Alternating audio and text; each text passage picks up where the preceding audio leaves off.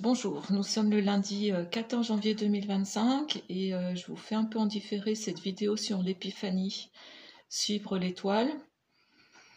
D'une part parce que j'ai tenté à plusieurs reprises de l'enregistrer, je n'étais pas satisfaite, et d'autre part parce que j'ai donc accompagné mon père jusqu'au dernier souffle. Il est parti il y a 2 jours. Mais je pense que cette vidéo a du sens, même si elle est en décalé par rapport à la date de l'épiphanie.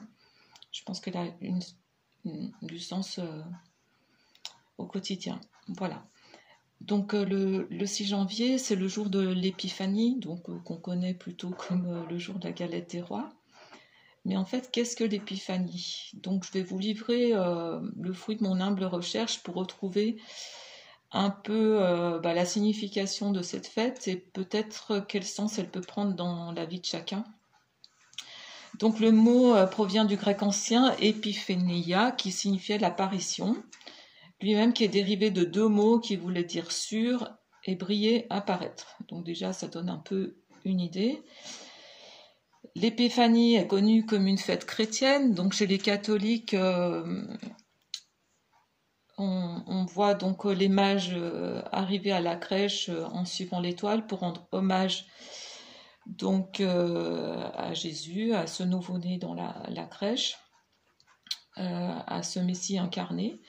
Et dans la confession orthodoxe, on célèbre la manifestation au monde de Jésus de Nazareth comme Christ par son baptême. Si on reprend l'arrivée des rois mages dans la Bible, il est dit qu'ils ont suivi une étoile. Donc l'étoile de Bethléem ou l'étoile d'Orient. D'un point de vue astrologique ou astronomique, en effet, ça peut donc se rapporter à un phénomène particulier. Donc j'ai retrouvé 3 hypothèses, peut-être qu'il y en a plus qui sont avancées en tout cas.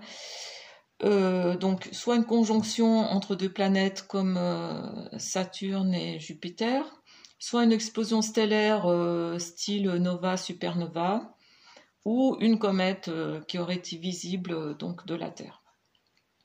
Donc cette étoile guide les rois mages à l'enfant qui vient de naître, qui est le pur symbole de l'incarnation, puisqu'on dit Dieu fait homme et qu'il est aussi appelé fils de l'homme.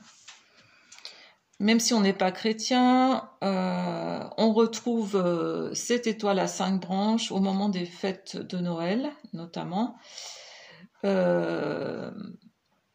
Qu'on fasse une crèche ou non, souvent elle est au des sapins, dans les illuminations, les décorations.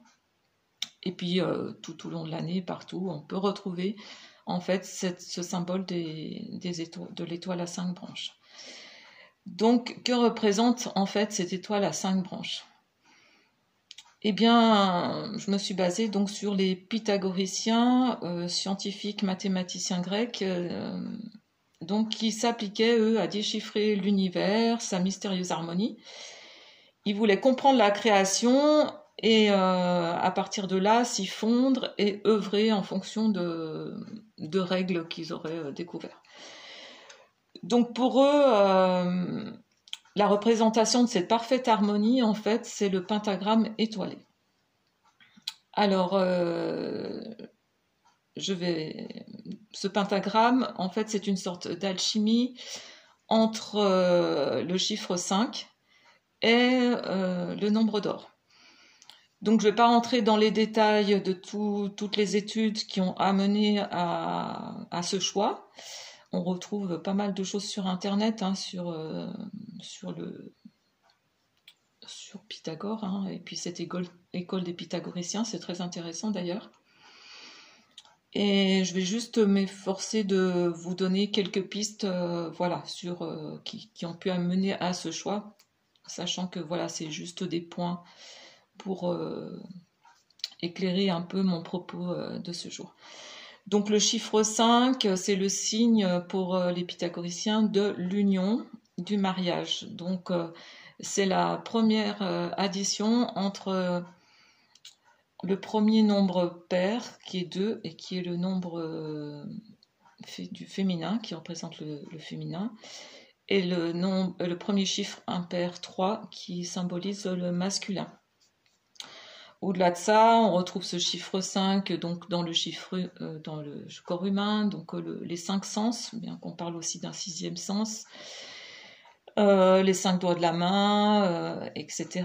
On retrouve ce nombre 5 dans la nature, souvent le nombre de pétales voilà, de certaines fleurs. On retrouve, si vous découpez une pomme dans le sens transversal, vous verrez que les pépins sont disposés en forme d'étoile. Donc voilà. Quant au nombre d'or, qu'on connaît plus sous le nombre 1,618, mais qui en fait est suivi d'un nombre de décimales infini et qui se suivent d'une façon qu'on dira irrationnelle. En fait, ce nombre est aussi qui est représenté par les lettres phi est appelé aussi proportion transcendantale, nombre divin ou divine proportion. Donc, connaissant les pythagoriciens, donc c'est un nombre qui définit une harmonie fondée qui est sur la proportion et la symétrie. Donc c'est la beauté d'une manière chiffrée. Cela dit, même avant les pythagoriciens, on peut dire que ce nombre d'or existait depuis toujours et on le retrouve dans la création, la nature, les arbres, dans le corps humain et même jusque dans notre ADN, on retrouve cette proportion. Et d'ailleurs, depuis longtemps, l'humain a utilisé certaines parties de son corps comme unité de mesure. Donc, par exemple, au Moyen Âge, les bâtisseurs de cathédrales étaient équipés d'une longue canne de bâtisseur avec 5 encoches qui représentaient la paume, le palme, l'empan, le pied et la coudée. Donc bien sûr, on retrouve ce nombre d'or dans la construction de Notre-Dame de Paris, dont on parle beaucoup dans les actualités depuis l'incendie, puisque pour certaines personnes, il y avait quand même le souci de conserver toutes ces proportions, cette symbolique des bâtisseurs, en fait, qui donne cette énergie particulière aux cathédrales, bien au-delà de leur architecture, hein, voilà, de l'aspect architectural. Voilà, je ne vais pas rentrer dans les détails, mais vous pouvez faire des recherches, c'est assez intéressant aussi sur les cathédrales. Voilà. Donc, hormis l'architecture, on retrouve ce nombre d'or en peinture, en musique, dans la photo, dans les logos et jusque dans le format de votre carte bleue. Moi, ce qui m'a vraiment, je pense, interpellée, c'est ce nombre d'or avec son inépuisable capacité à générer des figures de grande beauté aux propriétés stupéfiantes. Donc, point de vue géométrique, hein, rectangle d'or, cercle d'or, spirale d'or, fleur de vie et notre étoile à 5 branches. Et on voit aussi que dans la création, cette infinie capacité à créer de nouvelles espèces.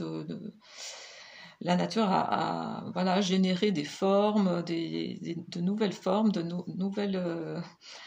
voilà, puis à l'infini aussi, je pense, dans l'architecture, la peinture, etc. Donc ça donne une possibilité quand même infinie. Donc je trouve ça assez magnifique, quoi. Donc sur l'aspect divin de ce nombre, j'ai quand même cherché voilà, ce qu'il en était dit. Donc j'ai retrouvé que Luca Pacioli, qui était un religieux mathématicien du XVe siècle, lui donne le nom de divine proportion, et que Johannes Kepler, astronome allemand du XVIe siècle, la nomme Sectio Divina, donc section divine. Tous deux considéraient entre autres que le nombre d'or était unique comme Dieu, on va dire. Et puis ils faisaient aussi entrer d'autres éléments hein, dans leurs propos. Et certains disent que ce nombre est irrationnel, donc hors un peu de la raison humaine, donc un peu extra-humaine. Et Léonard de Vinci, lui, la nomme Sextia Aurea, la section dorée. Donc si vous voulez approfondir ces sujets-là, hein, vous retrouverez des sites très très bien faits.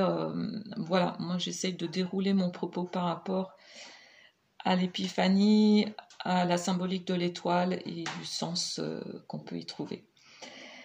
Donc on revient au pentagramme, donc à l'étoile à 5 branches, qui est donc cette alchimie entre le nombre d'or et le chiffre 5. Donc il peut être vu comme l'homme debout, les pieds sur terre, la tête dans les étoiles, et les 5 branches représentant donc les 5 extrémités de l'être humain, la tête, les 2 bras et les 2 jambes, avec le cœur au centre. Voilà, important. On connaît tous donc l'homme de Vitruve de Léonard de Vinci. Moi, je dirais qu'on peut aussi élargir aux 5 continents. D'ailleurs, un grand nombre de drapeaux, si vous regardez, vous cherchez sur Internet drapeaux contenant au moins une étoile, vous serez vraiment surpris par le nombre de drapeaux qui comportent une ou plusieurs étoiles. Et en fait, l'idée de faire cette vidéo est partie aussi du fait que dans une cabane à livres, je suis tombée sur ce titre, j'espère que vous le voyez bien, L'étoile flamboyante, d'ailleurs elle flamboie à la lumière du soleil, là, le livre, de Jacques Trescaz. Donc, c'est un livre qui fait partie, cette réflexion de l'initiation franc-maçonne. Donc, il ne faut pas oublier que la franc-maçonnerie, même si elle est beaucoup décriée, est au départ un parcours initiatique. Et donc, j'ai voulu rechercher sur la Loge de France un peu comment ils présentaient la franc-maçonnerie, comment ils se présentaient. Donc, voilà, je vous lis exactement comme c'est introduit. Donc, elle a pour but le perfectionnement moral de l'humanité et de l'homme libre. À cet effet, les francs-maçons travaillent à l'amélioration constante de la condition humaine, tant sur le plan spirituel que vis-à-vis du bien-être matériel. Dans ce livre, il est dit « L'étoile flamboyante est pour eux l'inaccessible étoile entourée de rayons de lumière qui guide l'initié dans sa quête de la vérité. » Voilà. Donc, ce livre est vraiment passionnant. Voilà, j'y reviendrai un peu plus tard. Donc, on revient pour l'instant au roi mage, Gaspard, Melchior et Balthazar. Donc, ils suivent cette étoile. Donc, bien sûr, on pourrait aussi faire toute une recherche sur leur origine, sur leur présent, voilà. Et puis, donc, moi, je vais m'en tenir juste à la notion de mage quand même.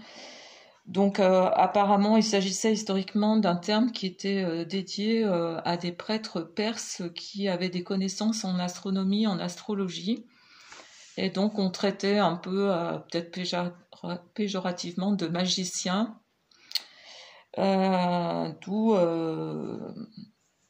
le mot magie qui nous est venu, est magicien. Donc, on pourrait aussi parler, soi-disant, de leurs 3 couleurs de peau qui symboliseraient donc les 3 couleurs,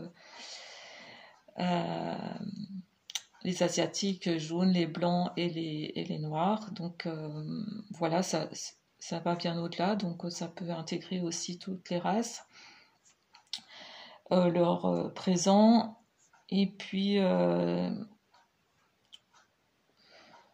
ce qui m'intéresse là, c'est qu'ils viennent présenter leurs offrandes, donc un nouveau-né dans une crèche, donc ce nouveau-né qui représente le Fils de l'homme qui deviendra le Christ et qui est venu nous éclairer.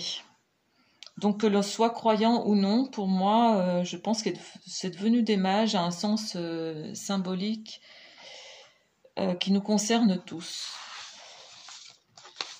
Alors, excusez-moi, je lis un peu mes notes, mais parce que c'est très dense et j'ai voulu garder juste l'essentiel, donc je ne veux pas trop me perdre dans le fil.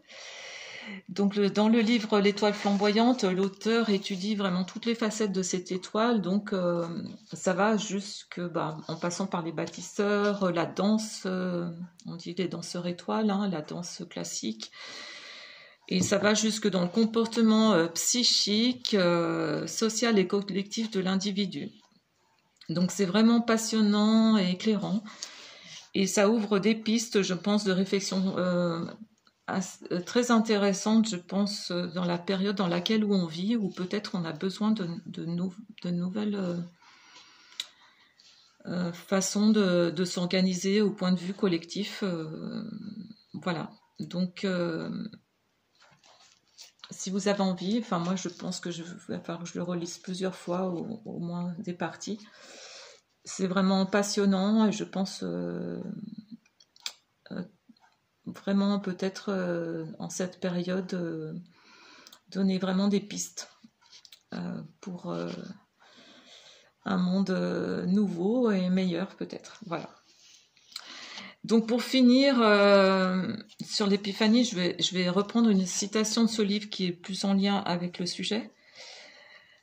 Voilà, d'ailleurs je crois que c'est dans je l'ai pris dans le chapitre sur la crèche de Bethléem, l'étoile figure le mystère de l'incarnation. Voilà. Voilà, donc il dépend de nous que notre vie soit dissipée dans la futilité et la vanité, ou qu'au contraire nous soyons utiles, à une échelle sans doute modeste, mais dont les ondes de propagation soient incalculables, au grand dessein, aux grandes œuvres du grand architecte de l'univers, dont nous pouvons être à cette fin la main. C'est là notre responsabilité devant la vie, notre devoir d'homme. Et puisqu'on parlait des pythagoriciens, je voudrais juste rajouter en complément, dans le même ordre d'idée, mais qui complète bien, je trouve. On disait que l'enseignement de Pythagore repose sur l'idée d'une interdépendance de tous les éléments du cosmos par un lien, une énergie primordiale. Et étrangement, cela, en fait, pourrait bien rejoindre la vidéo que j'ai faite sur le 5e rêve, sur notre accomplissement en tant qu'humain, en tant que rêve de la baleine. Donc voilà, c'était vraiment des pistes de réflexion, mais pour moi, c'est voilà, d'avoir un peu cherché sur l'origine de cette étoile à 5 branches, de sa symbolique. Je pense qu'on est tous amenés, qui qu'on soit, à devenir des étoiles flamboyantes dans la vie, quelle que soit notre condition de vie, notre statut, notre âge, voilà, enfin, peu importe, je pense que c'est à réfléchir sur voilà, sur le sens de la vie. Et je pense qu'il y a beaucoup de symboles comme ça qu'on connaît, mais dont on ne se fait pas toujours le sens. Après, je pense qu'on a tous cette étoile en nous, puisque voilà, hein, symboliquement, c'est nous. Et nous, dans notre environnement aussi, dans notre relation à notre environnement. Et donc, je pense que même des gens, et on le sait bien dans la vie de tous les jours, même des gens qui ne sont pas,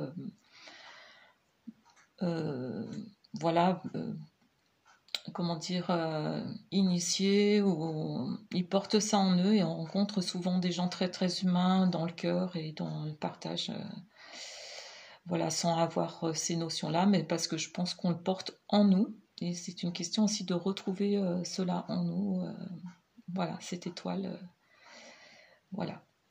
Qu'on dit on est tous venus sur Terre, on est des étoiles, des poussières d'étoiles, mais moi je pense qu'on est nous sommes de vraies étoiles, et à nous de scintiller notre lumière, puisqu'on est tous différents et qu'on est tous là pour apporter une lumière différente. Voilà, c'était mon message du jour, j'espère que ça vous intéresse. Peut-être qu'il y a voilà, comment dire, des imperfections, hein, des choses que j'ai pas assez bien précisées, ou je me suis mal exprimée. Je vous invite à faire vos propres recherches. En tout cas, voilà, c'était un partage. Merci beaucoup. Et puis peut-être un prochain sujet. Pour l'instant, voilà, ça vient au moment où ça vient, où je serai inspirée par un sujet. Je vous souhaite le meilleur, une bonne année douce et bien sûr lumineuse.